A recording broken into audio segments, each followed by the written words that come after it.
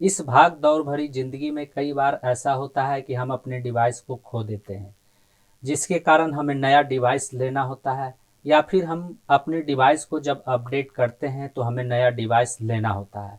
ऐसे में पुराने डिवाइस में सेव किया गया यूजर और पासवर्ड को यदि हम सुरक्षित नहीं रखते हैं तो वह यूजर आईडी और पासवर्ड हमें नहीं मिल पाता है, जिसके कारण हम अपने आईडी को नए डिवाइस में लॉगिन नहीं कर पाते हैं। और इस तरह की समस्या हर किसी के साथ कभी न कभी जरूर उत्पन्न हुआ होगा। अब इस समस्या से बचने के लिए हमें एक छोटा सा काम करना होगा, जिसके बाद आप अपने आईडी को नए डिवाइस में भी आसानी से लॉगिन कर सकेंगे।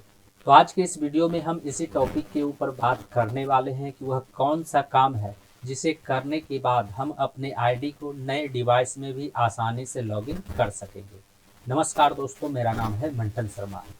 तो इसके बारे में सबसे पहले मैं आपको यह बताना चाहूँगा कि यदि आप अपने आईडी को सुरक्षित रखना चाहते हैं, यदि आप अपने आईडी को नए डिवाइस में भी आसानी से लॉगिन करना चाहते हैं, तो सबसे पहले आपको अपना जीमेल आईडी और पासवर्ड को याद रखना होगा, या फिर अपने जीमेल आईडी और पासवर्ड को कहीं पर लिख करके सुरक्षित रखना होगा।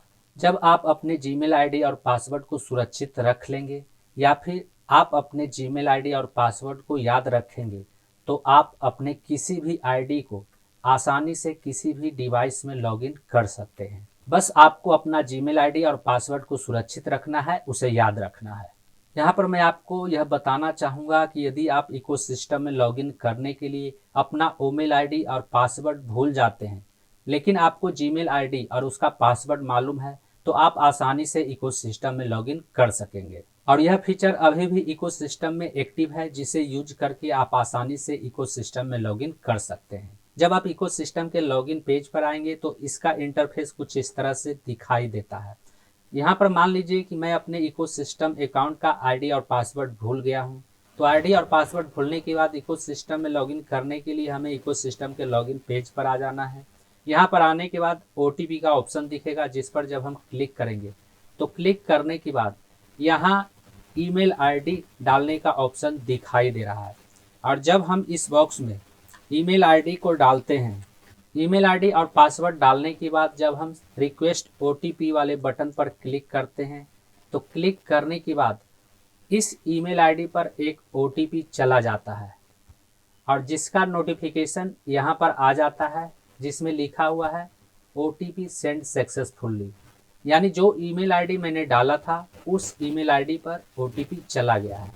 और जब हम उस ईमेल आईडी को ओपन करते हैं, तो ओपन होने के बाद यहाँ पर आप देख सकते हैं कि ऑन पैसिव की ओर से एक मेल आया हुआ है। और इस मेल पर जब हम क्लिक करते हैं तो क्लिक करने के बाद यहाँ पर ओटीपी दिखाई दे रहा है।